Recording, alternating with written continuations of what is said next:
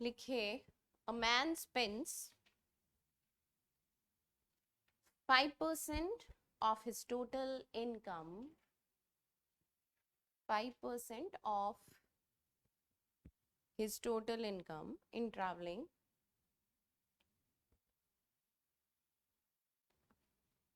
and 20% of the rest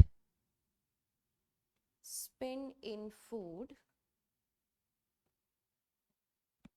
20% of the rest spent in food. Then he denotes rupees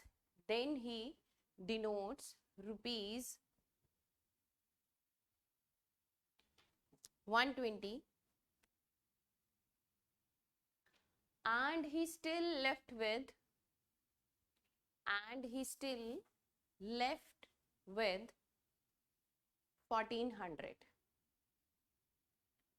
still left with 1400. Find total income, find his total income. ठीक है, करिए. बाहर white Activa किसकी खड़ी है? 3620. चाबी साथ में रखते हैं उसकी, नीचे पड़ी है ऑफिस में.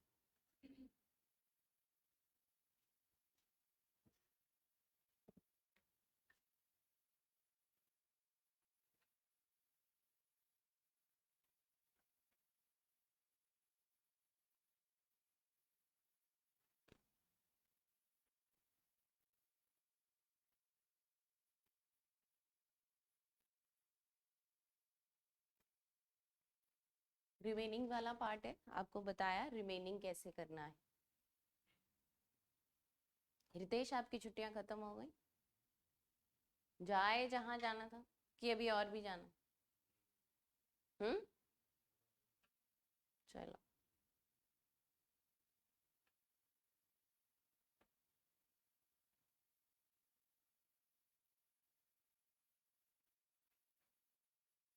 बच्चे, आपने लेक्चर अटेंड किया कल वाला?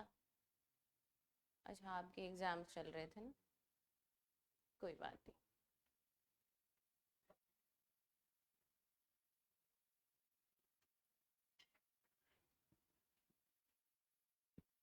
हाँ जी, हो पाएगा. रिमेनिंग वाला आता है ना, कैसे करना है हमने रिमेनिंग? कल बताया था आपको रिमेनिंग पार्ट कैसे करना है. बता दीजिए मुझे कि क्या क्या वैल्यू है. कितना स्पेंड किया उसने, पर्सन ने 5% स्पेंड किया, तो 5% की फ्रैक्शन क्या होती है? 1/20 होती है. ठीक है, तो अगर उसने स्पेंड किया मतलब उसकी इनकम 20 हुई. नीचे वाली वैल्यू हमेशा ओरिजिनल होती है, ये आप जानते हैं, है ना. इसका मतलब स्पेंड किया उसने 1/20, नीचे वाली वैल्यू जो है वो ओरिजिनल वैल्यू, मतलब उसकी टोटल इनकम. तो अगर टोटल इनकम 20 है तो उसने उसमें से 1 रुपया खर्चा कर दिया, तो बचा कितना? रिमेनिंग वैल्यू से यहाँ डील करते हैं हम लोग, जो बच जाता है हमारे पास. ठीक है, जो बचेगी चीज उसके साथ डील करेंगे. बच्चे, जब उठोगे तो कैमरा का ध्यान रखना, ठीक है. मतलब मेरे पास 20 रुपए आते हैं और उसमें से 1 रुपया खर्चा कर दिया, तो बचा कितना? 19 बचे. उसके बाद क्या कह रहा है वो? 20% ऑफ द रेस्ट. अब जो बचा उसका 20%. ठीक है, जो बचा उसका 20% कितना होता है? 20% की फ्रैक्शन वैल्यू क्या है? अब ये तो आपको याद हो गई होंगी ना, अगर 5% 1/20 है तो 20% कितना है? 1/5. यहाँ पे इनकम 5 है, उसमें से 1 रुपया खर्चा कर रहा है, कितना बच रहा है? 4 बच रहा है. ठीक है, इतनी बात कि नहीं? 20% रेस्ट का उसने स्पेंड किया, मतलब 20% की फ्रैक्शन वैल्यू होती है 1/5. 5 में से 1 रुपया खर्चा किया तो बचा कितना? 4. चलो, ऐसा है तो देखो, आमने सामने कोई वैल्यू कटती है? ये कट रही है ना. अब क्या करेंगे? वर्टिकली मल्टीप्लाई कर दो, ठीक है। अब यहां से आपकी फाइनल वैल्यू आ गई कि ये अगर टोटल इनकम है तो ये क्या है, ये अगर टोटल इनकम है तो वो जो लिखा है 19 वो क्या है, उसकी सेविंग है। जो बच जाता है उसके साथ डील कर रहे हैं ना हम लोग, जो हमारे पास बच जाता है उसके साथ डील कर रहे हैं। तो मेरे पास 25 में से 19 रुपए बचे, ठीक है। तो 25 मेरी इनकम हुई और 19 मेरी सेविंग हुई, ठीक है। उसके बाद उसने कहा कि ऐसा होने के बाद उसने डिनोट कर दिए कितने, सॉरी डोनेट किए, डोनेट किए कितने 120 रुपए उसने दे दिए, चैरिटी में दे दिए, ठीक। और ऐसा करने के बाद उसके पास कितने बचे 1400 रुपए। देखो जब तक हमारे पास रेशो है, जब तक हमारे पास रेशो है, रेशो यहाँ पे खत्म होगी ना हमारी, 25 रुपए में से 19 हमने सेव कर लिए। जब तक हमारे पास रेशो है तब तक मेरे पास कितने रुपए थे, जब तक मैंने डोनेट नहीं किया कुछ भी। डोनेट तो इस रेशो के बाद किया ना हमने, डोनेट कब किया, जब ये रेशो आ गई हमारी उसके बाद डोनेट किया, उससे पहले तो नहीं किया। अब मेरे पास 19 रुपए बचे हैं, तो अभी अगर मैं डोनेट ना करती 120 रुपए तो मेरे पास कितने बचते, 1520 बचते। 1400 में 120 ऐड कर दोगे तो इसका मतलब क्या है कि 19 की वैल्यू कितनी हुई 1520, और आपने निकालनी किसकी है, टोटल इनकम निकालनी है। और 19 के टेबल में 152 कहाँ पे आता है, 8 पे आता है, 8 पे कटता है पूरा पूरा। अगर 8 पे कटता है तो 80 और 25 इंटू 80, 25 अट्ठे कितने होते हैं,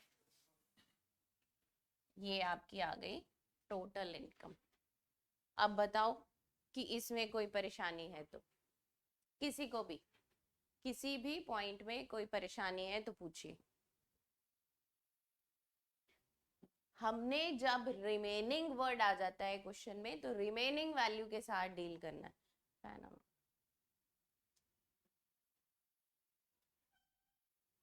ठीक है, जब रिमेनिंग वर्ड आ जाएगा, बस 2 पे ही रखो चाहे 1 पे रख दो, हाँ ठीक है, नहीं ऐसे ही रहने देना था, वो इतना ही घूमेगा बस। जब तक हमारे पास क्वेश्चन में रिमेनिंग वर्ड है ना तो हमने उसके साथ ऐसे डील करना है, जो बचता जाता है उसको रखते जाएंगे। जो हमारे पास बचता गया फ्रैक्शन के हिसाब से क्या क्या बचता गया, 5% हमने स्पेंड किया तो 5% की फ्रैक्शन वैल्यू 1/20 होती है। हमेशा नीचे वाली वैल्यू जो है ओरिजिनल वैल्यू होती है अकॉर्डिंग टू योर क्वेश्चन। अब अकॉर्डिंग टू आवर क्वेश्चन हमारी ओरिजिनल वैल्यू क्या होनी चाहिए, इनकम होनी चाहिए ना, तो इसका मतलब इनकम है नीचे वाली वैल्यू। ऊपर अब ये स्पेंड किया मतलब ऊपर वाली वैल्यू जो है वो खर्चा है, ठीक है।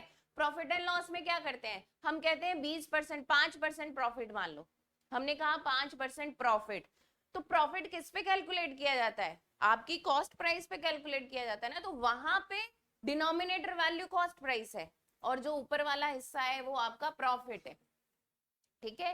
अकॉर्डिंग टू योर क्वेश्चन आपकी लैंग्वेज चेंज हो जाती है फ्रैक्शन की। बस ये देखना है कि अकॉर्डिंग टू आवर क्वेश्चन हमारी ओरिजिनल वैल्यू क्या है, नीचे वाली वैल्यू क्या है, क्या रिप्रेजेंट कर रहा है वो, ये ध्यान में रखना है आप, ठीक है। तो यहाँ पे 20 हमारी इनकम थी, उसमें से 1 रुपया खर्चा किया तो हमारी सेविंग 19 आ गई, इतनी बात समझ में आती है, ठीक है। उसके बाद हमने जो बचा उसमें से 20%, देखो ये रिमेनिंग वर्ड नहीं होता ना तो मैं डायरेक्टली 25% खर्चा बता देती आपको, अगर ये रिमेनिंग वर्ड बीच में नहीं है तो डायरेक्टली खर्चा कितना 25%, दोनों को ऐड कर दो। लेकिन अगर रिमेनिंग वर्ड जुड़ जाता है आपका तो आपको इस तरीके से कैलकुलेट करना पड़ता है, ठीक है। देखो इसको, क्लियर है। अब 20% खर्चा किया, 20% की फ्रैक्शन वैल्यू 1/5 है, मतलब अगर मैं 5 रुपए कमाती हूँ तो मेरा खर्चा 1 है, तो मैं सेव कितना कर रही हूँ 4 रुपए सेव कर रही हूँ। तो जब ऐसे रेशो आ जाती है तो आप ये देखो क्रॉस में कितना कटता है, क्रॉस में वैल्यू कितनी कट रही है, ठीक है। तो अगर कोई वैल्यू कैंसिल हो रही है उसको कैंसिल कर दिया और वर्टिकली फिर उसको मल्टीप्लाई कर दिया, सीधा सीधा ऐसे मल्टीप्लाई कर दिया उसको। अब यहाँ पे 1 है तो यहाँ 19 आना है, यहाँ 5 इंटू 5 25 आना है। अब जो हम कर रहे थे ये हम सेव कर रहे थे, तो ये हमारी सेविंग हुई, ये हमारी टोटल इनकम है, तो ये हमारी टोटल इनकम हुई। अगर यहीं से आपको ये पूछ लेता कि आपका खर्चा कितना हुआ है इन रुपीज, अगर यही पूछ लेता तो 25 में से 19 तो आपकी सेविंग है, खर्चा कितना हुआ 6 रुपए ना, तो वहां पे हम 6 रुपए की वैल्यू निकाल देते, ठीक है, 6 की वैल्यू निकलती वहां पे। यहाँ पे मुझसे पूछा क्या, इनकम बताओ, तो इनकम मेरी कितनी है 25 है, तो 25 की वैल्यू हमने निकाल दी। नोट कर लीजिए इसको अब,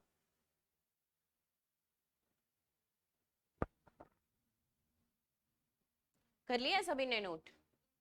चलिए नेक्स्ट लिखिए।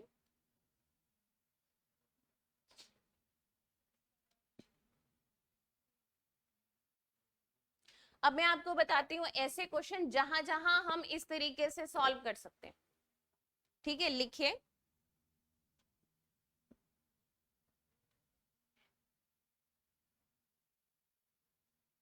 a number is increased by, a number is increased by 30%, comma, then decreased by 25%,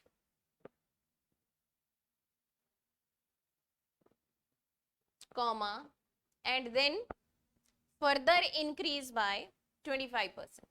पहले वो 30% से बढ़ा है नंबर, फिर उसके बाद 25% से घट गया, फिर उसके बाद 25% से बढ़ गया।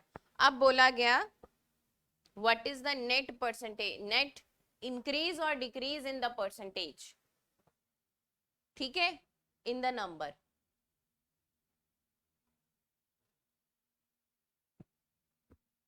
आप ऐसा करिए कि आप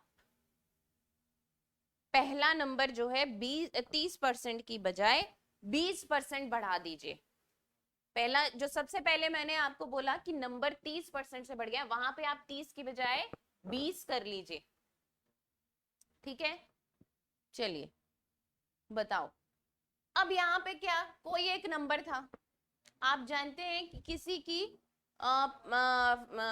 बेस वैल्यू किसी भी चीज की, चाहे वो एक नंबर है, चाहे वो कुछ खरीद के ला रहे हो, है ना, उसका बेस वैल्यू 100% है, ठीक है।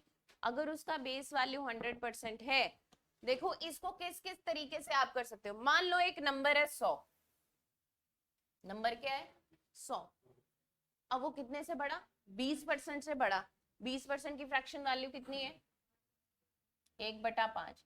जब चीज बढ़ती है तो क्या करते हैं, नीचे वाली वैल्यू में, मतलब 5 में 1 बढ़ रहा है तो वैल्यू कितनी हो रही है 6/5 हो रही है ना, ठीक है। अब बढ़ गया नंबर, जब भी मतलब कुछ भी आपके पास आए, कोई लॉस है तो ऊपर वाला वैल्यू लॉस होगा, जो न्यूमरेटर वैल्यू है वो लॉस होगा। प्रॉफिट है, ऊपर वाला वैल्यू प्रॉफिट है, ठीक है। आप 20% सेव कर रहे हो तो ऊपर वाली वैल्यू आपकी सेविंग है, जो नीचे वाली वैल्यू है वो आपकी इनकम है, इतने पे इतना सेव कर रहे हो, इसका मतलब ये होता है। स्पेंड कर रहे हो तो ऊपर वाली वैल्यू आपका एक्सपेंडिचर है और नीचे वाली वैल्यू आपकी इनकम है, ऐसे कैलकुलेट किया जाता है फ्रैक्शन को। तो 1/5 मतलब आपकी वैल्यू थी 5, जो कि कितनी हो गई 6 हो गई, तो 6/5, क्लियर है, ठीक। अब कितने से घट गया 25%, 25% की फ्रैक्शन वैल्यू कितनी 1/4, अब घट गया तो 4 पे एक वैल्यू घट गई है 3/4, फिर 25% से बढ़ गया तो 4 पे एक वैल्यू बढ़ गई है 5/4, क्लियर है। अब काटो इसको, 5 से 5 कैंसिल हो रहा है, हो रहा है, और 4 से ये कैंसिल हो जाएगा, ये 2 पे ये 3 पे, ठीक है ना। अब क्या बचा आपका, अच्छा ये 2, अच्छा 4 से काट लो इसको तो 25 पे आता है, 2 एज इट इज रहने दो, ठीक है। ऐसे ही आई ना आपकी वैल्यू।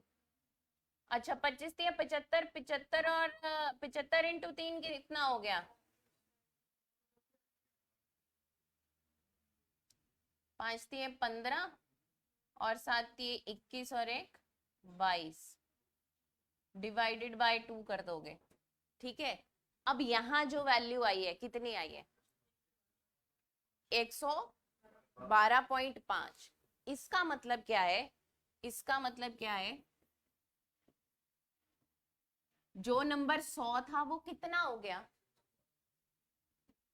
112.5 हो गया, तो कितने से बढ़ गया, 12.5 से। जब इस तरह से करोगे तो आपको ऐसे डिफरेंस लेके निकालना पड़ेगा, जब इस तरीके से करेंगे हम लोग। जब 100 पे वैल्यू चेंज करते हो तो रिजल्ट जो आता है उस पे चेंज का आता है, मतलब 100 जो चीज थी वो कितनी हो गई है, 100 जो रुपया था हमारे पास वो कितना हो गया है। अब इसी क्वेश्चन को हम रेशो से कर लें, इसी क्वेश्चन को अगर हम जो पहले कर रहे थे रेशो से, इस तरीके से, इस तरीके से कर लें तो करिए जरा, करिए इस तरीके से जल्दी।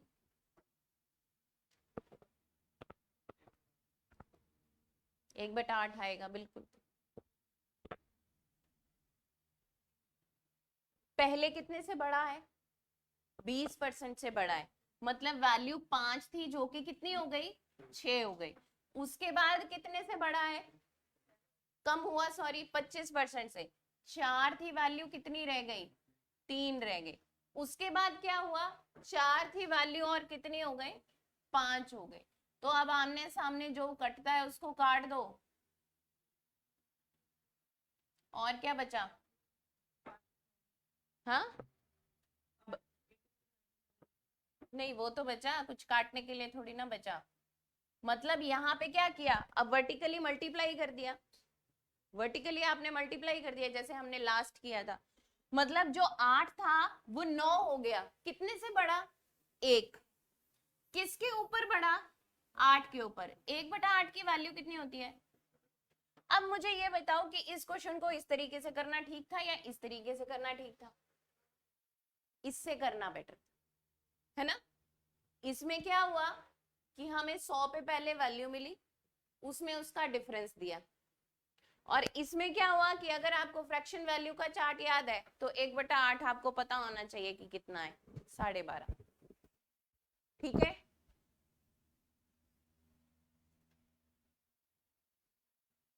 नोट करो,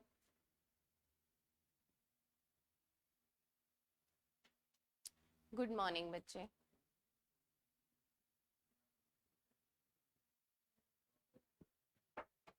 नोट कर लिया, सभी ने नोट किया। चलिए नेक्स्ट क्वेश्चन लिखिए।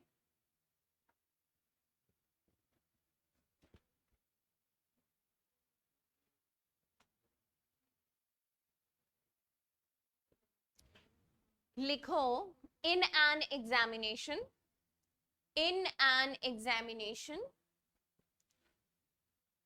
स्टूडेंट गॉट, ए गॉट, आप ये लिख लिए ए got 25% marks more than B, 25% marks more than B, B got comma, इसके बाद कॉमा लिखना, फिर लिखिए B got 10% less than C, B got 10% less than C, and C got 25% more than D, C got 25% more than D, ठीक है। अब लिखिए if D got, if D for Delhi, D got 640 marks, D got 640 marks out of 1000, out of 1000, the marks obtained by A were, the marks obtained by A, question mark. अब इस question को भी करने का तरीका क्या है? यही तरीका है, सबसे पहले A रेशो B, A और B के बारे में बताया गया, उसके बाद आपको B और C के बारे में बताया गया, उसके बाद आपको C और D के बारे में बताया। ऐसा है? चलिए यहां रखो इसको।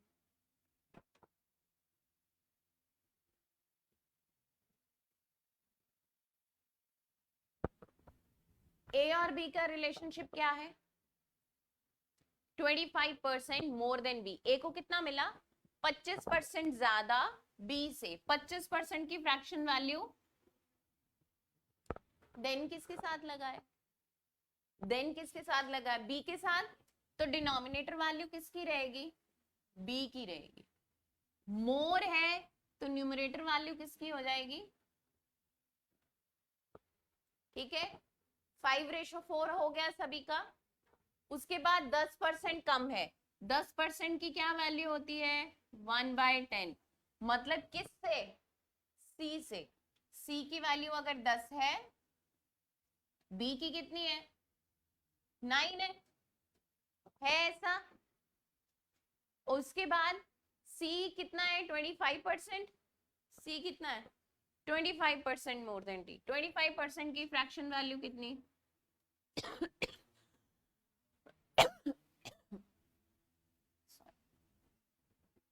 डिनोमिनेटर वैल्यू 4 और ये कितनी हो जाएगी? 5। अब देखो कुछ कटता है क्या?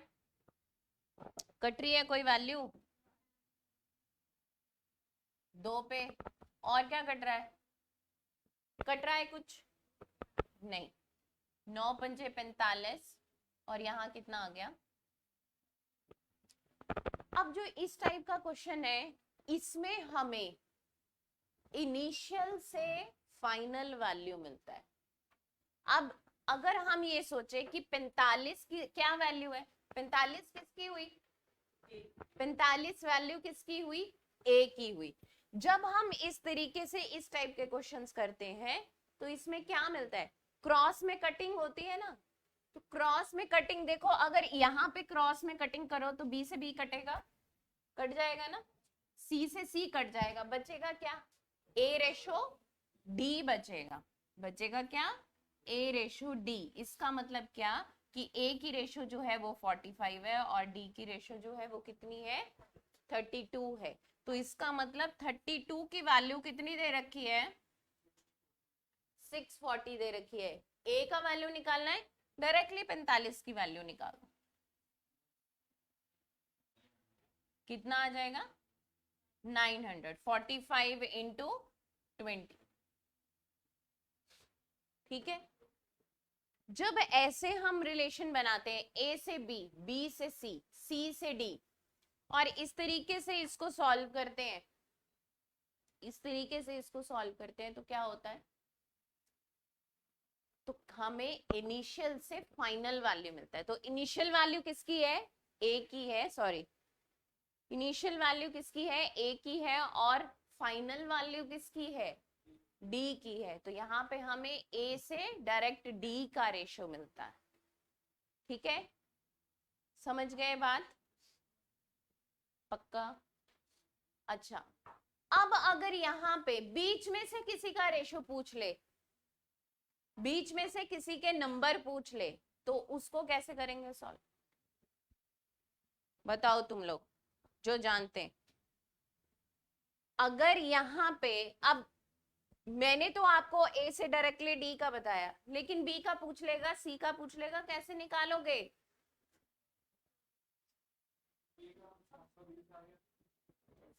पहले रेशो तो निकालोगे ना, बी का रेशो निकालोगे कि नहीं?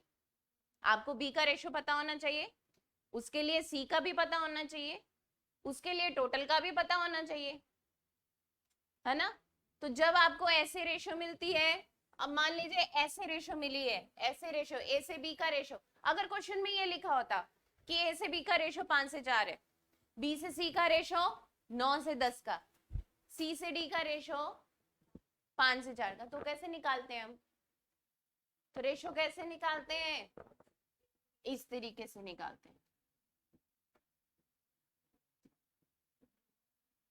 5 से 4 का रेशो है, उसके बाद 9 से 10 का रेशो है, उसके बाद कितना है?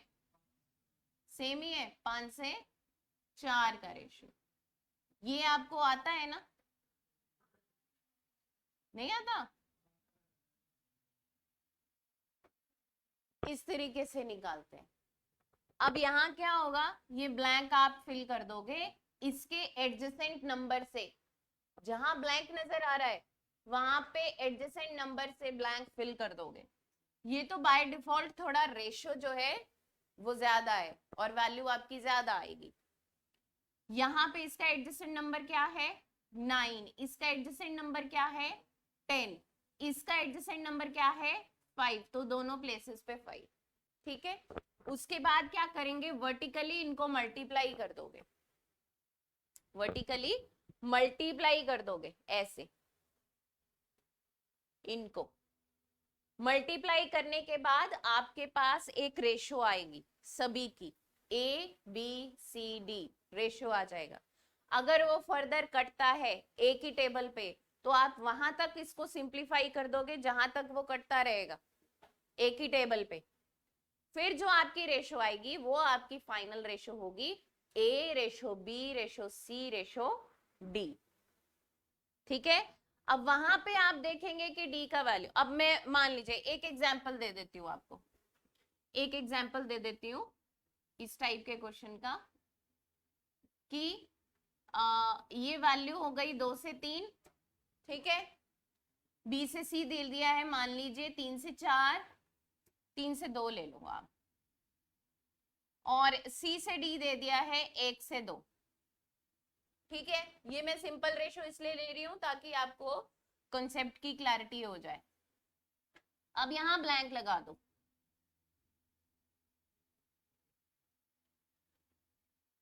लगा दिए। अब इस एडजेसेंट नंबर से इसको फिल कर दो, इसके एडजेसेंट नंबर से, पेन डिफरेंट ले लेती हूँ, इसके एडजेसेंट नंबर से और इसके। अब वर्टिकली मल्टीप्लाई करो, यहाँ क्या आएगा 6, यहाँ क्या आएगा 9, यहाँ क्या आएगा 6, यहाँ क्या आ जाएगा 3 दूनी 6 और 12। क्या ये एक ही टेबल से कटते हैं? कटते हैं, 2 3 2 4। अब तो नहीं कटता ना कुछ भी, तो अब आपके पास रेशो आ गया ए का, बी का, सी का, डी का। मान लीजिए आपके पास डी के मार्क्स दे रखे हैं 320, मान लीजिए आपके पास डी के मार्क्स दे रखे हैं, तो कुछ भी, सिर्फ एक रेशो का आपके पास वैल्यू होना चाहिए, आप उसके बेस पे कुछ भी निकाल सकते हैं। यहाँ पे 4 की वैल्यू कितनी दे रखी है? मान लीजिए 320 दे रखी है, मतलब डी के मार्क्स जो है वो 320 है, तो 4 की वैल्यू कितनी हो गई? इसका मतलब 320 हो गई।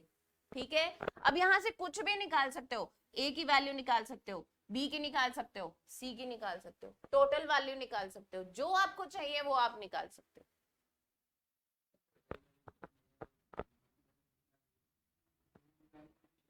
कहाँ बेटा? तो बेटे यहाँ ये ऐसे ऐसे थोड़ी होता है कि नहीं दियो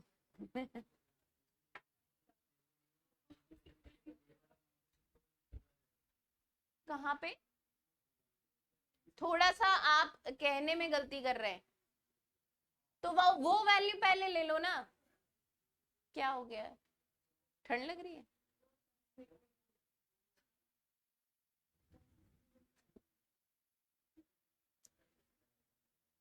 क्या कह रहे हो आप? या तो मुझे समझाओ कि आप कहना क्या चाह रहे हो।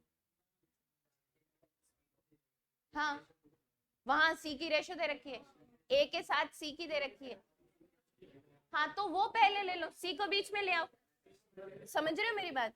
जैसे मान लो ए से सी का दिया, ए से बी का नहीं दिया, ए से सी का दिया, ए से बी का नहीं दिया, और बी से सी का दे दिया, तो आप सी वाले को सेंटर में रख लो ना। ए से सी का दिया और फिर उसके नीचे सी रखो, जैसे हम बी के नीचे बी लेते हैं ना, तो यहाँ पे सी को यहाँ शिफ्ट कर दो, कोई दिक्कत नहीं है, वैसे कंपेयर कर दो।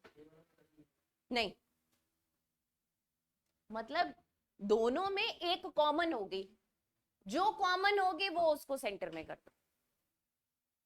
अगर सी से दिया है तो सी वाली को सेंटर में कर दो।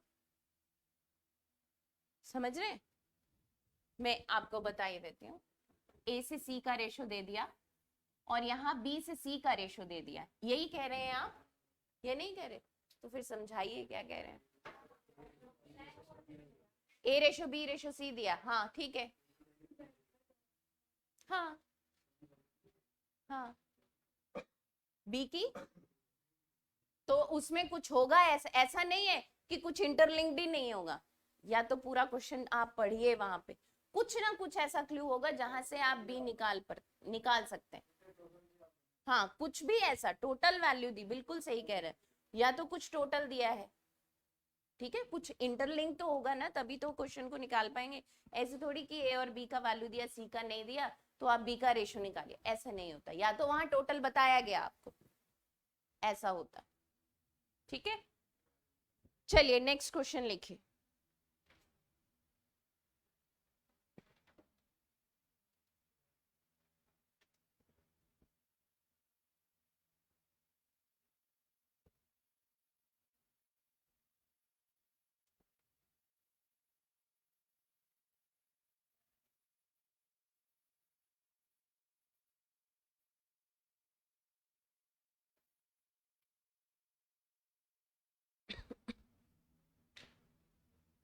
लिखिए, the population of a town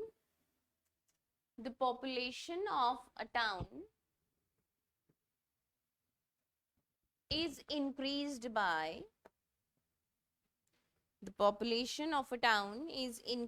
by 16:2/3%.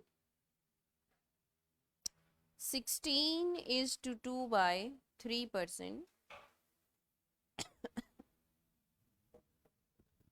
in first year.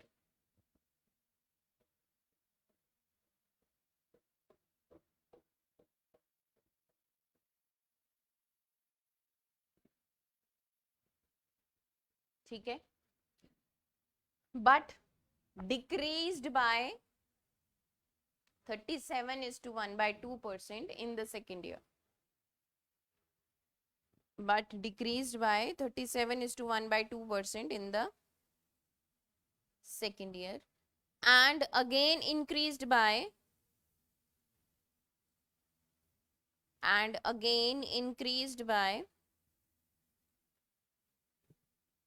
57:1/7%.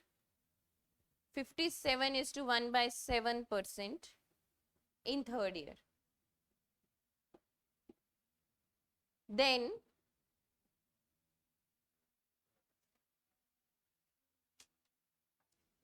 the present population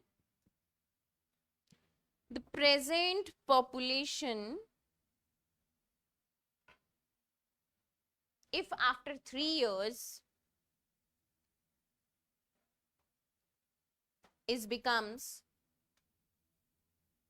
present population after 3 years becomes 275,000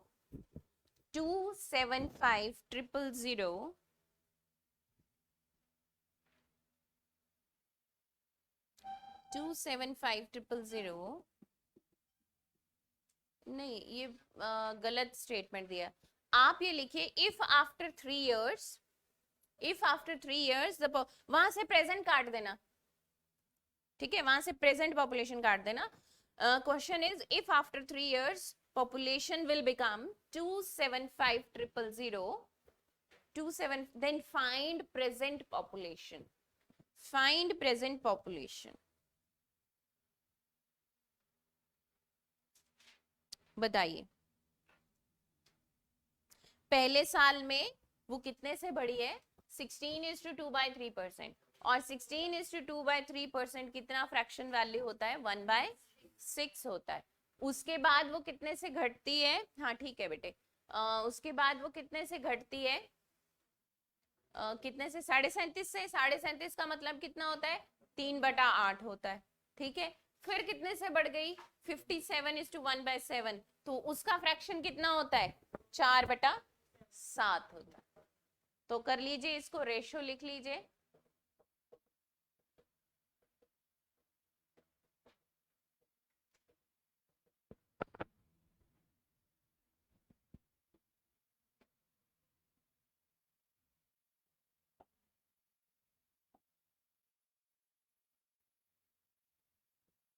पहले साल में क्या हुआ, 16:2/3%, मतलब 1/6।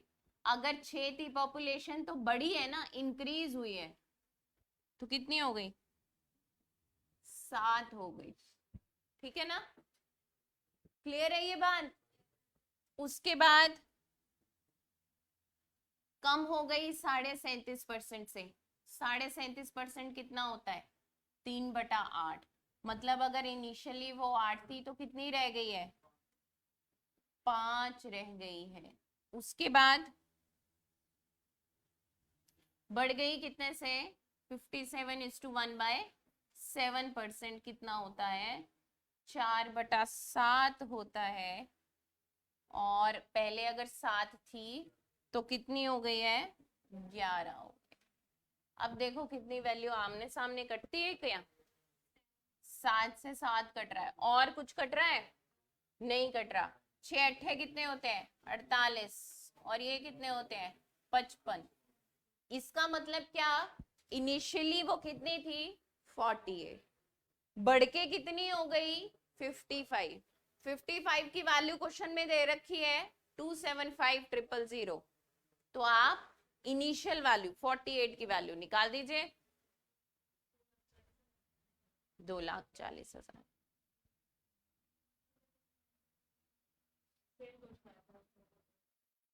फिगर भी सेम थी, मतलब ये टाइप का क्वेश्चन आया।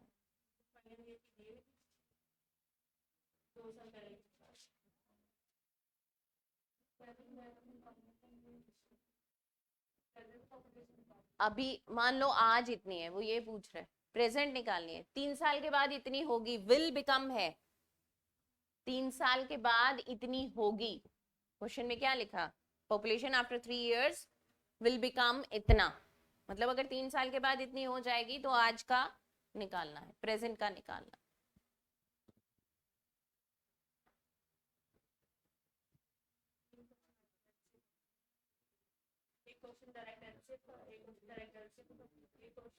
नंबर का एक ही उस पे बेस्ड 3 क्वेश्चन।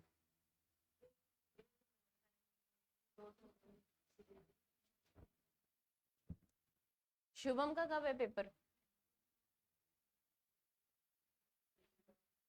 सीपीयू का दे रखा है, इसने भर रखा है। हम्म,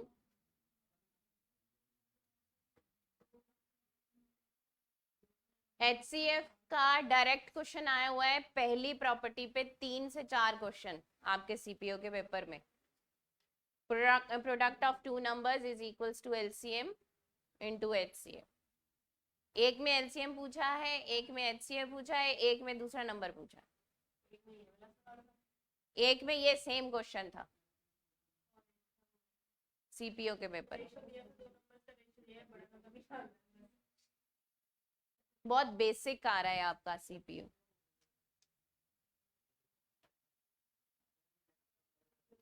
कितने बजे उसका, साहिल का पेपर कितने बजे, अच्छा। पटियाला जाने में यहाँ से कितनी देर लगती है,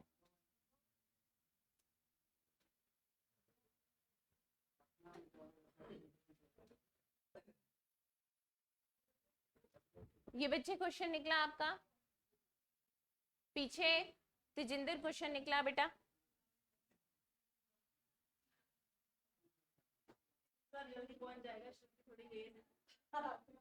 आपने भी भरा, क्यों, क्यों नहीं भरा,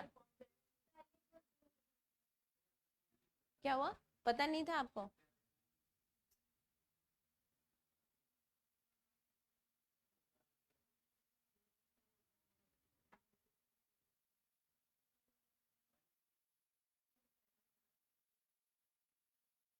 मंजीत बेटा पीछे देखिए, उनको समझ में आया है कि नहीं? नहीं तो मैं समझाऊं?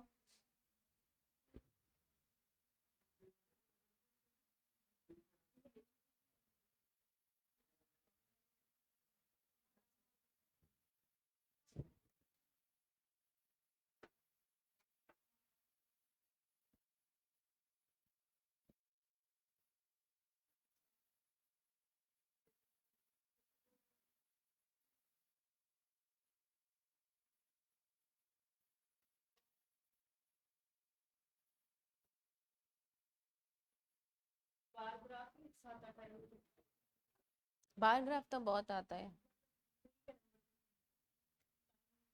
टाइम नहीं था।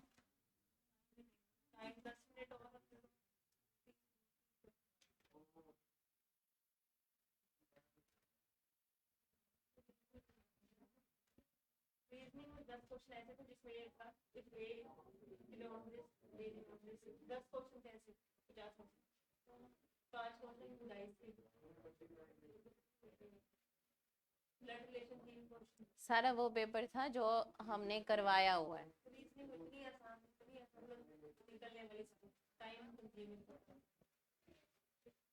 पता रखा करो ना बेटा कौन सा पेपर आ रहा है कौन सा नहीं। फिर ये तो टोटल पूरा करने वाली बात है, बट ये बस हो गया खत्म।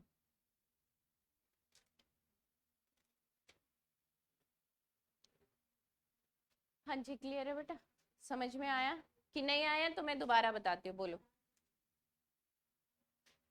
मनीष समझ में आया? समझ में आ गया? होने से नहीं होता कुछ भी, काट दिया हो गया सॉल्व, वो तो अलग बात है। समझ में आया कि नहीं? चलिए नेक्स्ट लिखिए क्वेश्चन।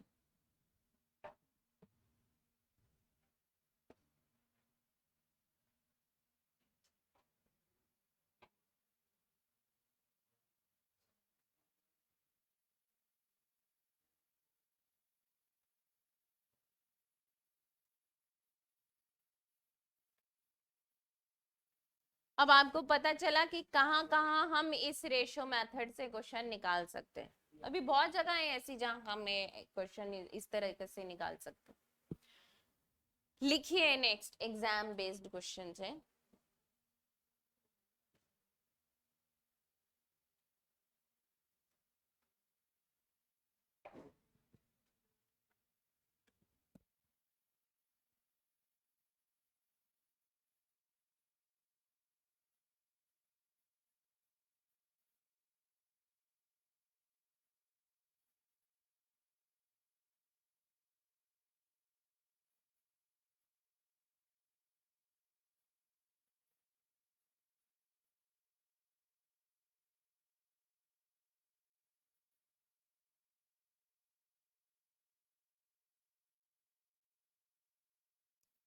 लिखिए if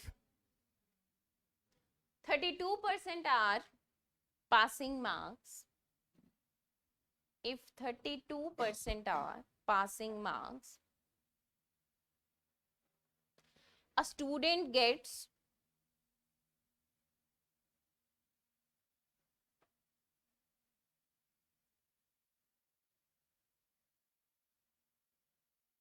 student gets 400 marks, student gets 400 marks, yet fails by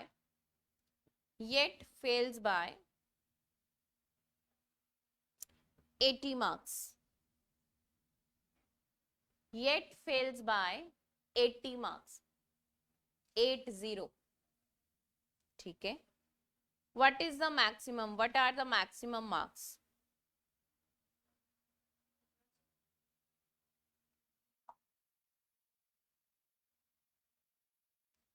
student मतलब क्या कहा है आपको? मान लीजिए किसी एग्जाम में पास होने के लिए 32% नंबर चाहिए और एक स्टूडेंट को कितने मिल गए?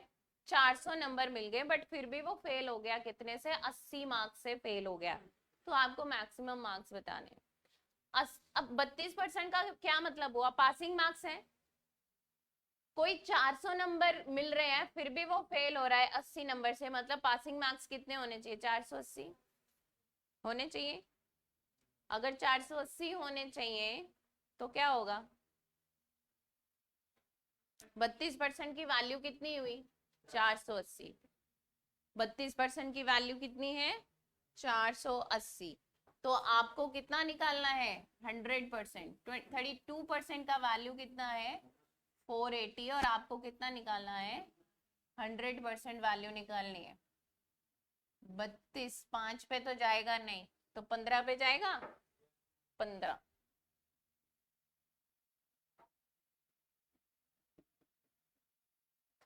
अब देखो यहाँ 0 है, यूनिट डिजिट 0 है। 32 का टेबल नहीं आता मुझे भी, लेकिन 2 को ऐसे कौन से नंबर से मल्टीप्लाई करें कि यूनिट डिजिट 0 आए? 5 से।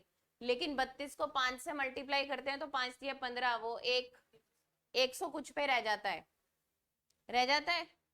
ठीक है, लेकिन अगर डायरेक्टली, अब क्या होगा? होना तो 5 से ही मल्टीप्लाई है, क्योंकि यहाँ पे 0 है। होना, देखो अगर ऑप्शन में इंटीजर वैल्यू है सारी की सारी, ठीक है, इंटीजर वैल्यू है सारी की सारी, तो क्या होगा? मतलब नीचे वाली वैल्यू से ऊपर वाली घटेगी पूरी पूरी। ठीक है ना? तो इसका मतलब कि 2 को ऐसे कौन से नंबर से मल्टीप्लाई करें कि 0 आए, यहाँ पे 5 से करना है, लेकिन 5 से नहीं जा रहा तो डायरेक्ट शिफ्ट हो जाओ 15 पे। तो हम डायरेक्ट शिफ्ट हो गए 15 पे। 15 से करके देखा तो 15 से जाता है 480। ठीक है, तो फिर हमारा रिजल्ट कितना आ गया? टोटल मार्क्स कितने हुए? 1500। ठीक है, आया समझ में? नेक्स्ट क्वेश्चन लिखिए।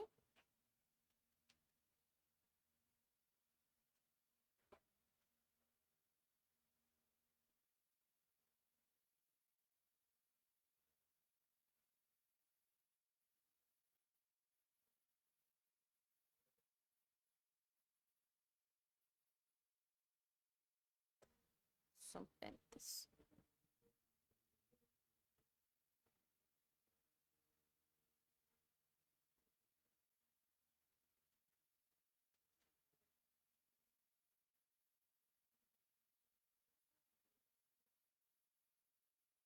लिखिए, if a student score if a student score 40% marks 40% marks 40% marks, then he failed by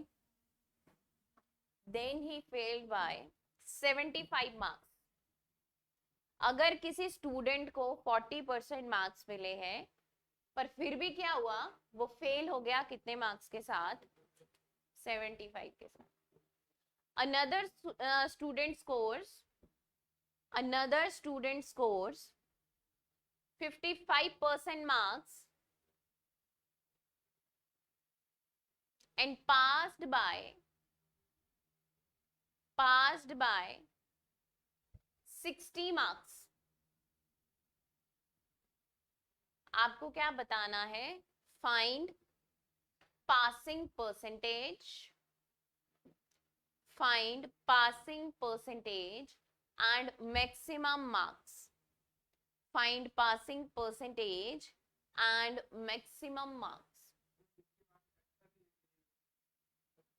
बेटे किसी स्टूडेंट को 40% नंबर मिले और वो फेल हो गया कितने नंबर से? 75 नंबर से। दूसरे स्टूडेंट को 55% नंबर मिले बट वो पास हो गया कितने से? 60 मार्क्स से। अब इस इंफॉर्मेशन के बेस पे आपको क्या निकालना है? मैक्सिमम मार्क्स निकालने हैं, पासिंग परसेंटेज। अब पासिंग परसेंटेज कैसे निकालोगे? मैक्सिमम मार्क्स आएंगे, पासिंग मार्क्स पता होंगे, तो आप पासिंग परसेंटेज निकाल पाएंगे। तो देखिए, एक एग्जांपल बता रही हूं। मान लीजिए एक स्टूडेंट के, 2 स्टूडेंट हैं हमारे पास, ए एंड बी। ए को 30% नंबर मिलते हैं। ए को कितने नंबर मिल रहे हैं? 30% नंबर मिल रहे हैं, और वो 20 मार्क्स से फेल हो गया। इसका मतलब क्या हुआ? अच्छा, एक स्टूडेंट को 30% नंबर मिल रहे हैं, वो फेल हो रहा है। एक स्टूडेंट को 40% नंबर मिल रहे हैं, तो वो पास हो रहा है। ठीक, ये फेल और पास के चक्कर में पासिंग मार्क्स कहाँ लाई करेंगे, कहीं सेंटर में लाई कर जाएंगे, कहीं भी इन दोनों के बीच में ही आएंगे ना। पर ऐसा है, ये पर्सन फेल, ये पर्सन पास, तो इन दोनों के बीच में ही कहीं पासिंग मार्क्स होंगे, है ना। अब ये जिसको 30% नंबर मिले हैं वो 20 नंबर से फेल हो गया, तो पासिंग मार्क्स कहाँ लाई कर रहे हैं, यहाँ लाई कर रहे हैं। मतलब यहाँ से यहाँ तक का सफर जो है वो 20 नंबर का है कि नहीं, बोलो। मतलब अगर उसको यहाँ से यहाँ तक आना है, पास होना है, तो उसको 20 नंबर चाहिए, तभी पास हो पाएगा ना। अब जिसको 40% नंबर मिले वो पास हुआ 30 नंबर के साथ, मतलब पासिंग मार्क्स से उसके 30 नंबर ज्यादा हुए। इसका ये मतलब हुआ ना कि हम पास हो गए कितने नंबर से, 30 नंबर से। इंडिया जीत गया कितनी विकेट से, जितनी भी विकेट से जीता। मतलब ये क्या है, वहां से वहां तक का सफर है ना, तो यहां से यहां तक का सफर कितना, 30 नंबर का, 30 नंबर ज्यादा थे उसके। समझ में आई बात, पासिंग मार्क्स से 30 नंबर ज्यादा, ठीक। अब सिर्फ कुछ परसेंटेज का हमें वैल्यू चाहिए, उसके बेस पे जितना मर्जी परसेंटेज निकालो, 50% निकालो, 60 निकालो, 70 निकालो, 100 निकाल लो, जो आपने निकालना निकाल लो। अब देखो इसको यहां से यहां तक पहुंचना होगा तो कितने परसेंट और चाहिए, 10% चाहिए। नंबर कितने परसेंट चाहिए, नंबर कितने चाहिए, 50 चाहिए। इसको यहां से यहां तक पहुंचना है, 10% नंबर उसको चाहिए। 10% का मतलब कितना है, 50 नंबर। 100% की वैल्यू निकाल सकते हो, 500। मैक्सिमम मार्क्स कितने हुए, मतलब 500 हुए। इतनी बात आपको समझ में आती है, क्लियर है ये बात कि नहीं, बोलो। ठीक है, अब मैं कहूं कि पासिंग मार्क्स निकालिए, मैंने कहा पासिंग मार्क्स निकालिए, तो कैसे निकालोगे। देखो या तो 500 का 30% निकाल लो तो इसके नंबर आ जाएंगे, या आप 500 का 40% निकाल लो तो इसके नंबर आ जाएंगे, ठीक है। 500 का 30% निकालोगे कितना होता है, 5 दिए 15, 150, मतलब इसके नंबर कितने हुए फिर, 150। 500 का 40% निकालोगे तो 200, इसके नंबर 200। अब जिसके 150 है उसके 20 कम है, 170 हुए पासिंग मार्क्स। जिसके 200 है उसके 30 ज्यादा है, तो भी कितने हुए, 170 हुए। मतलब यहाँ से पासिंग मार्क्स कितने निकले, 170 निकले कि नहीं, निकले ना। तो पासिंग मार्क्स अगर 170 है, आपके नंबर 170 आए 500 में से, कितनी परसेंटेज है, निकालो, निकाल दोगे। इंटू 100 करने की जरूरत है वैसे। 5 दिए 15 और कितना बचा, 34%। पासिंग परसेंटेज कितनी हुई, 34%। पासिंग मार्क्स कितने हुए, 170। मैक्सिमम मार्क्स कितने हुए, तो एक क्वेश्चन के लिए 3 आपके आंसर्स निकल पाते हैं आराम से। समझे इस बात को, बोलो, है क्लियर। तो जो क्वेश्चन मिला वो निकालो।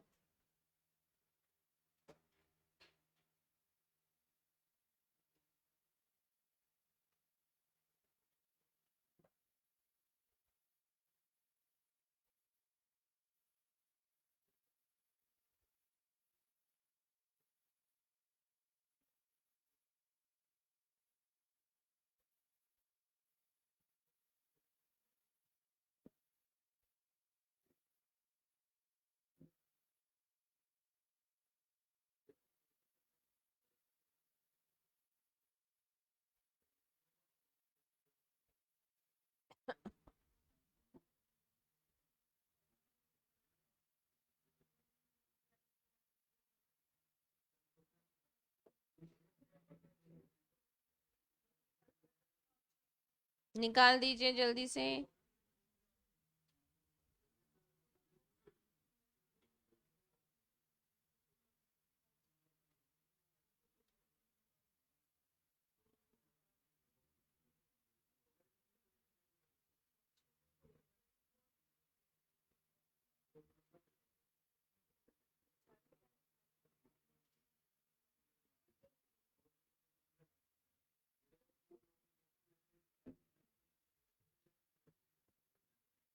आ गया रिजल्ट, आ गया सभी का कि नहीं आया अभी?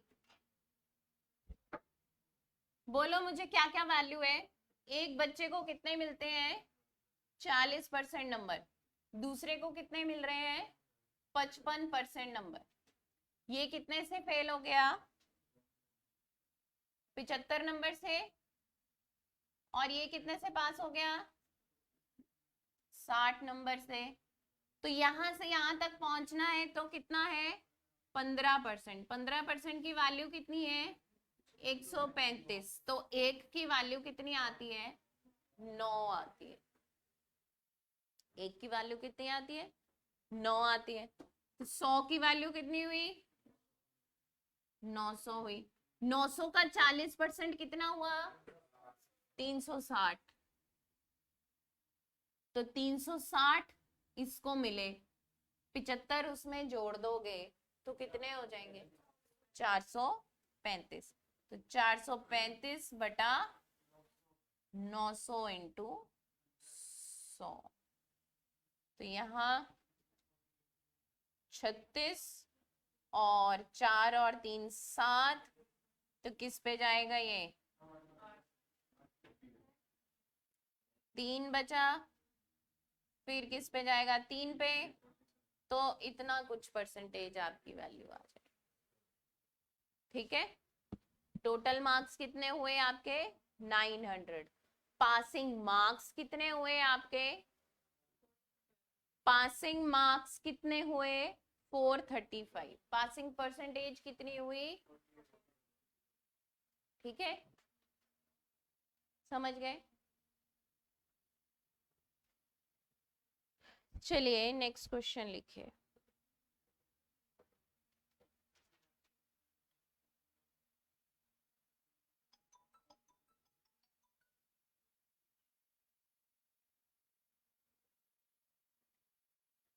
लिखिए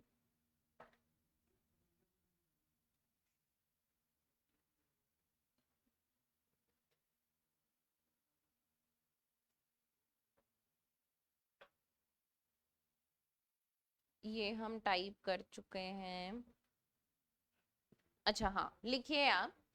when a student scores when a student scores 28% marks,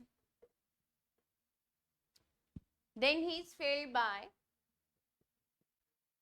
तब वो फेल हो जाता है कितने से? 58 मार्क्स के साथ। when a student scores 28 28% marks, then he is failed by 58 marks। ठीक है। अगर किसी बच्चे को 28% मार्क्स मिलते हैं तो वो फेल कितने से हो गया? 58 से। क्लियर है ये बात?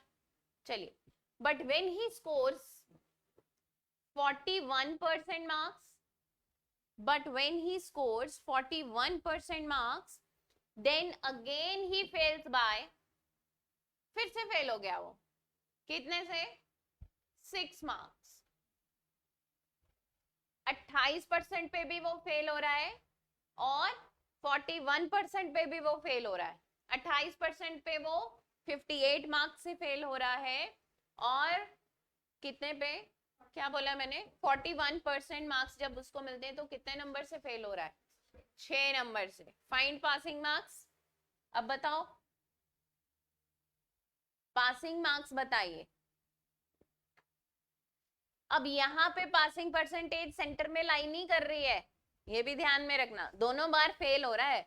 यहाँ पे क्या था? पहले फेल हुआ फिर पास हुआ, अब दोनों बार में वो फेल है। तो अब बताओ,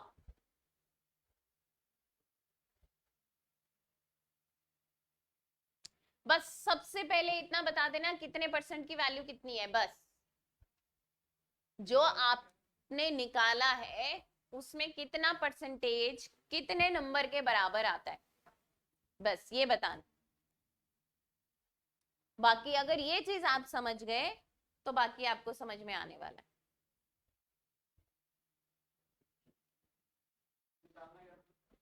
पासिंग परसेंटेज वो तो हुआ, मैंने ये चलो आंसर ठीक है, बट कितना परसेंटेज किसके बराबर आया?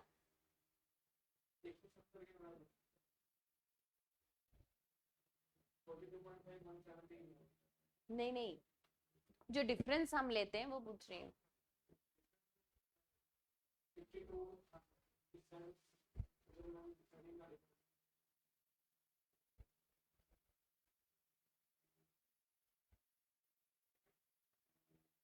बताइए बेटा।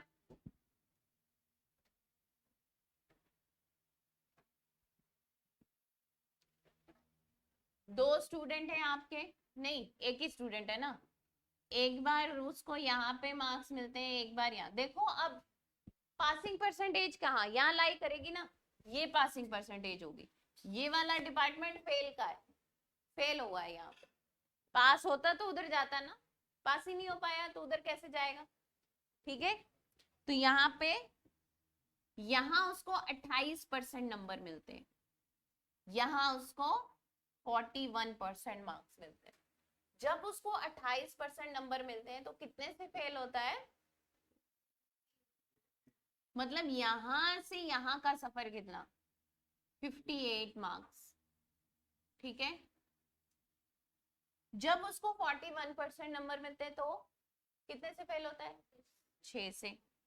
मतलब ये तब यहां से यहां का सफर हुआ 6 का, ऐसा है कि नहीं? है ना। अब ये 6 नंबर इसमें इंक्लूड है, नजर आ रहे हैं आपको? ये जो 6 नंबर है ये 58 में इंक्लूडेड है, नजर आ रहा है ना आपको? तो अगर इंक्लूडेड है तो यहां से यहां का डिफरेंस कितना है? तो ये 6 नंबर को बाहर निकालेंगे कि नहीं? मेरे पास परसेंटेज कितना, यहां से यहां तक का कितना परसेंट का डिफरेंस? 13% का। तो ये क्या 6 नंबर इसके बीच में आते हैं? नहीं आते ना, बाहर वाला डिपार्टमेंट है, बाहर छोड़ दो उसको। ठीक है, तो 58 में से 6 नंबर माइनस कर दिए, कितने आ गए? 52। मतलब 13 की वैल्यू कितनी हो गई? 52। और 13 के टेबल में 52 आता है ना, 4। 1% की वैल्यू कितनी आ गई? 4 आ गई। 100% की वैल्यू कितनी आ गई? 400 आ गई। अब ये निकाल दो या ये निकाल दो, ये आपकी मर्जी, निकालिए। 1% की वैल्यू अगर 4 है तो 41% की वैल्यू अगर निकालते हैं तो कितने निकलती है? 164 निकलती है। 164 में फिर 6 नंबर को ऐड करना पड़ेगा, तभी पासिंग मार्क्स आएंगे ना। बस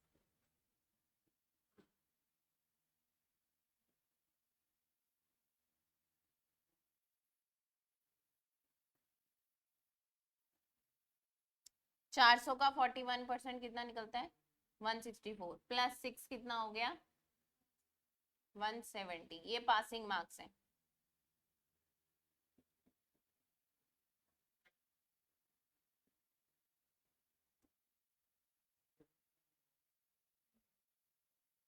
फोर्टी 2.5% आपके पासिंग मार्क्स है। ठीक है,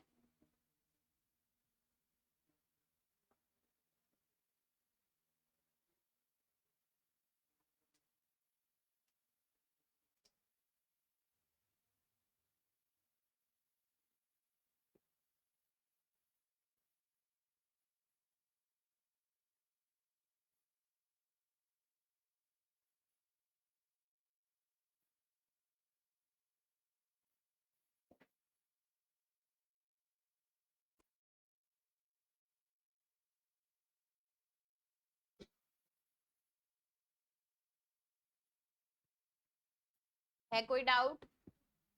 बोलो, लिखिए नेक्स्ट।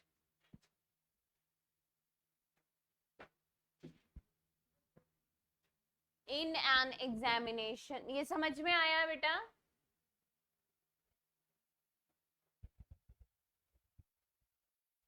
आया है समझ में?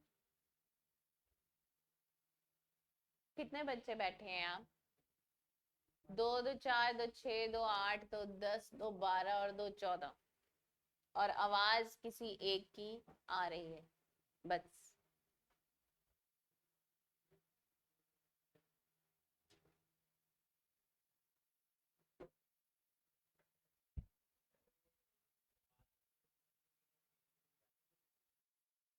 बताओ क्या पासिंग के लिए पूरा मतलब?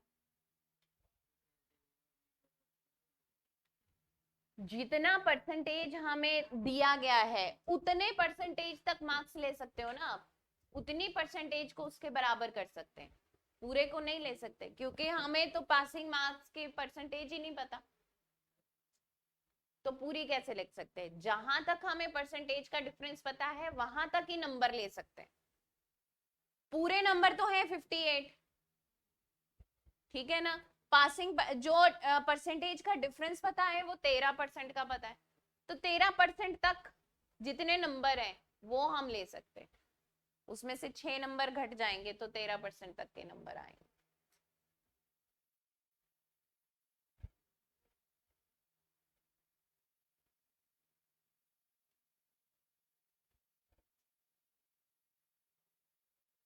तो जिंदर कौन सी बात नहीं समझ में आ रही? आ गया? लिखिए next question.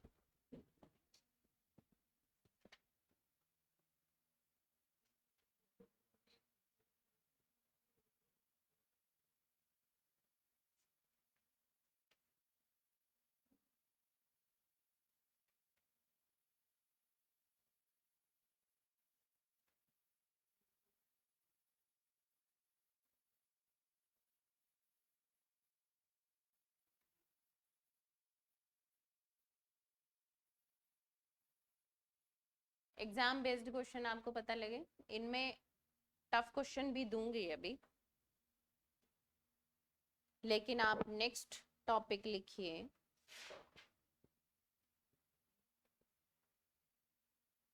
Election based.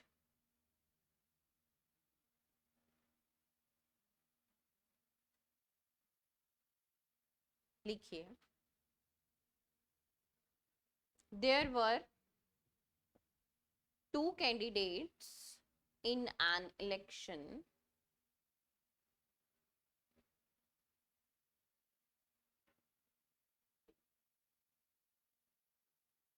One got 48% marks. Oh, 48% votes, sorry.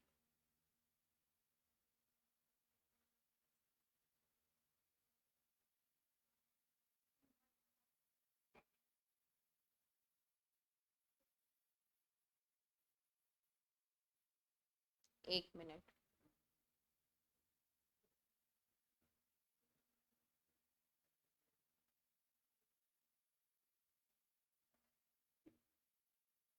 लिखिए, there were two candidates in an election.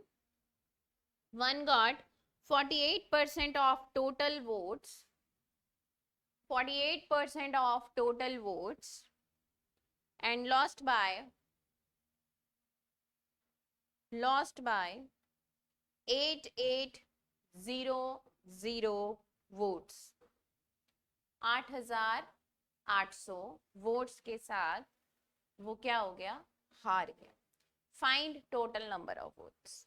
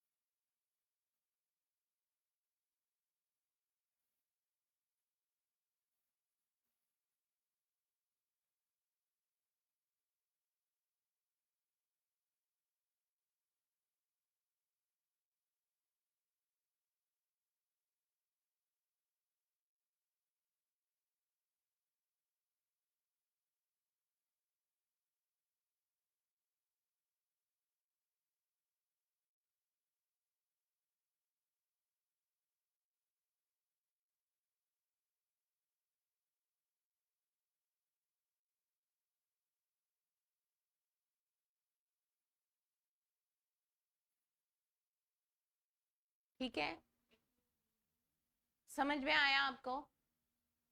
देखो, टोटल वोटिंग कितनी होती है आपकी? 100% टोटल वोटिंग है ना? किसी भी वार्ड में, किसी भी लोकेलिटी में 100% आपकी टोटल वोटिंग होती है, ठीक। अब अगर 100% टोटल वोटिंग होती है, मान लीजिए कोई इनवैलिड नहीं निकली वोट, सभी डालने गए, सभी ने वोट डाला, और क्या हुआ कि एक कैंडिडेट को कितने परसेंट वोट मिले हैं, 48% वोट, ठीक है। कुछ भी नहीं हुआ, मतलब 100% वोटिंग हुई है उधर। अगर एक कैंडिडेट को 48% वोट मिले हैं, तो दूसरे को कितने मिले होंगे, मिले होंगे ना। अब 48% वाला हार गया और ये वाला जीत गया, ठीक है ना। तो हम ये क्या कहते हैं, कैसे हार जीत कैसे देखते हैं, कि जो हार जाता है वो ये क्या कहा जाता है, वो 200 वोट से हार गया। इसका मतलब क्या हुआ कि जो जीता उसके 200 वोट ज्यादा होंगे उससे, यही मतलब हुआ कि नहीं, है ना। अगर ये मतलब हुआ है तो हम ये क्या देखते हैं, ये लूजर है, ये विनर है। लूजर और विनर में परसेंटेज का कितना डिफरेंस है, 4%।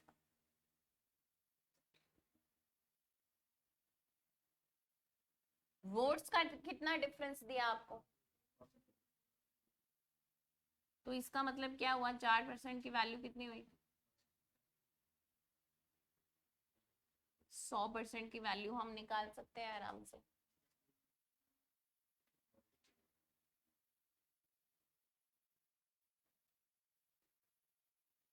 कितनी वोटिंग है, 2,20,000। ये तो सीधा सीधा क्वेश्चन था आपका, है ना, ये समझ में आता है आपको। अब देखो,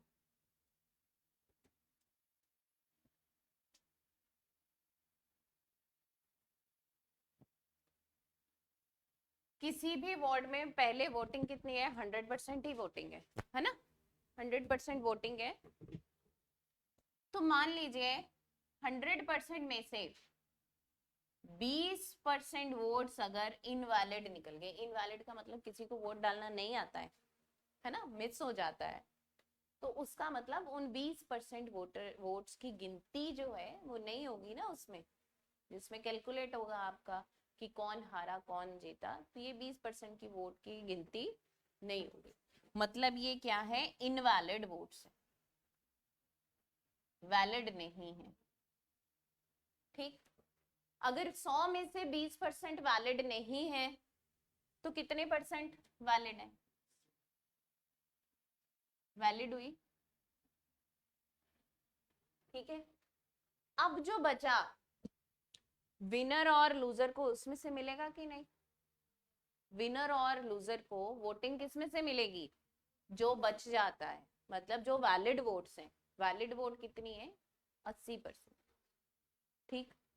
अब यहाँ पे वो कह देता है कि 80% में से 32% जो है वो किसको मिली, लूजर को मिल गई।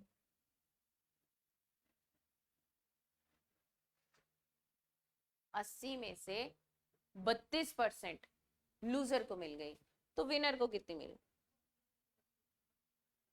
विनर को कितनी मिली, 80 में से 32 को माइनस कर दोगे, उतनी मिली कि नहीं, मिली कि नहीं। फिर वहां पे अब 80 में से आप 32 को माइनस करते हो तो कितना रह जाता है, 48%। मतलब ये किसको मिली, विनर को मिली। ये लूजर है, ये विनर है। अब दोनों का डिफरेंस आप देख लेंगे और वैल्यू निकाल देंगे, ठीक है। अब आगे आगे क्या होता है,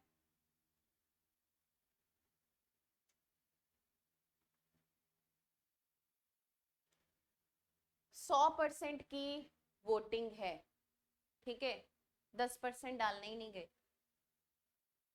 100 में से 10% डालने नहीं गए, मतलब डिडंट कास्ट देयर वोट,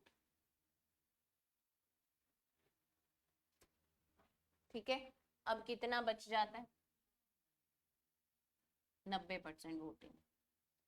अब 90% डालने तो गए, 90 में से 10% जो है आपकी इनवैलिड निकल गई, अगर 10% इनवैलिड निकल गई तो बच्चे कितनी, 90 का 10% कितना होता है, 90 का 10% कितना होता है, 9 होता है, 9 होगा, 90 में से 9 निकाल दोगे कितना बचेगा, 81% क्या है, वैलिड है।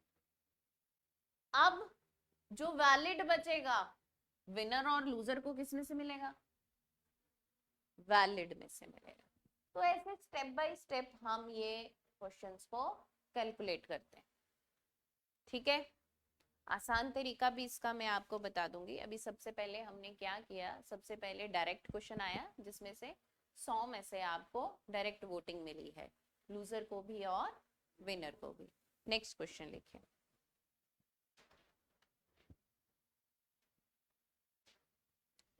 In an election between two candidates, in an election between two candidates, 20% votes were declared invalid.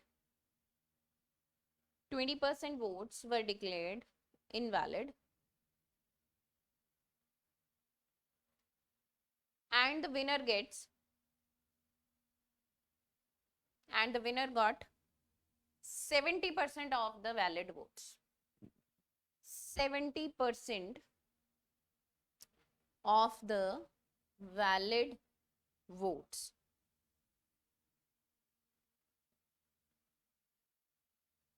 ठीक है। And win by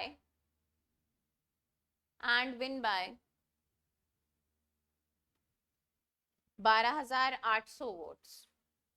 कितने से जीत गया वो, 12,800 वोट के साथ जीत गया, ठीक है। Find total number of votes.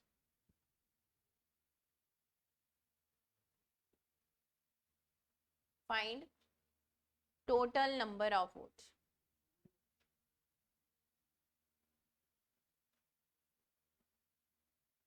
कितना,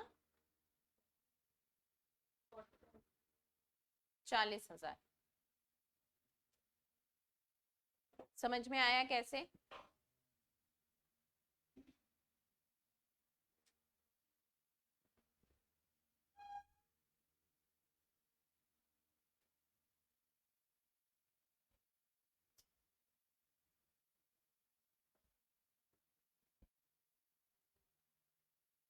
देखो 100% की टोटल वोटिंग, ठीक है।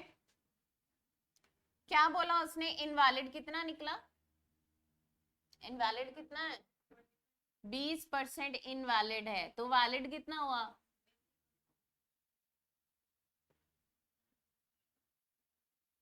विनर और लूजर को किस में से मिलेगा, वैलिड में से मिलेगा। अब वैलिड का 70% कौन ले गया, वैलिड का 70% कौन ले गया, विनर ले गया। वैलिड का 70% मतलब 80 का 70%। 80 का 70% कितना होता है, 8 सत्ते 56। 80 का अगर 56% जो है वो 70%, मतलब 80 का 70% कौन ले गया, विनर ले गया, तो 80 का 30% किसको मिला होगा, ऐसा ही है, लूजर को मिला होगा। तो 80 का 30% कितना हुआ, 24 हो गया, बराबर 80% आपका। डिफरेंस कितना आया, 32% का डिफरेंस आया। ये विनर है और ये लूजर है, दोनों में डिफरेंस कितना, 32% का। लेकिन वोट्स में डिफरेंस कितना, 12,800 का। तो 32 इंटू 4 कितने होते हैं, 128। तो यहाँ पे हमें 100% का वैल्यू निकालना, कितना हो गया। अब इसको और किस तरीके से कर सकते थे, और किस तरीके से कर सकते थे, एक सिंगल लाइन में भी कर सकते थे। कैसे कर सकते थे, ये चीज समझ में आई है बेटे, पहले इसको नोट कर लो और फिर मुझे बताओ कि ये आपको क्लियर हो गया मेथड। सभी को, किसी को कोई डाउट है, चलिए अब सक्सेसिव से इसको कैसे कर सकते हैं? मान लीजिए आपकी टोटल वोटिंग है एक्स, रिमेनिंग वैल्यू के साथ कैसे डील करते हैं? ठीक है, मान लीजिए टोटल वोटिंग कितनी, एक्स, 20% इनवैलिड निकल गया, बचा कितना, रिमेनिंग कितना है, रिमेनिंग के साथ डील करना है, रिमेनिंग कितना, 80। 80 की फ्रैक्शन वैल्यू कितनी होती है? ठीक है, विनर को मिला 70%, डायरेक्ट क्वेश्चन है, डायरेक्ट आप लेंगे डिफरेंस, देखना विनर को मिलेगा कितना, 70%, तो लूजर को कितना मिला था, 30%, ऐसे ही था ना, विनर को यहाँ 70% था, 80 का 70% 56 होता है, लूजर को मिला 30%, तो 80 का 30% 24 होता है, तो विनर और लूजर का डिफरेंस कितना, 40% हुआ कि नहीं? यहाँ पे विनर और लूजर का डिफरेंस कितना हुआ, 40%। 40% का मतलब कितना, 2/5। ऐसा करने के बाद वोट्स कितने बचे, 40% की वैल्यू कितनी आई? अब कैलकुलेट करो, क्या 40,000 आता है आपका?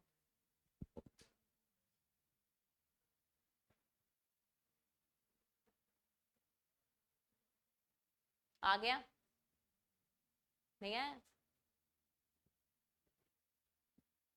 4 दूनी 8, 8 एकम 8, और ये कितना, ठीक है, 16, 1600 इंटू 25 कितना आता है, 400 आता है, 16 इंटू 25 कितना आता है, 400, 400 के साथ 2 जीरो और लगा दो तो कितना आता है?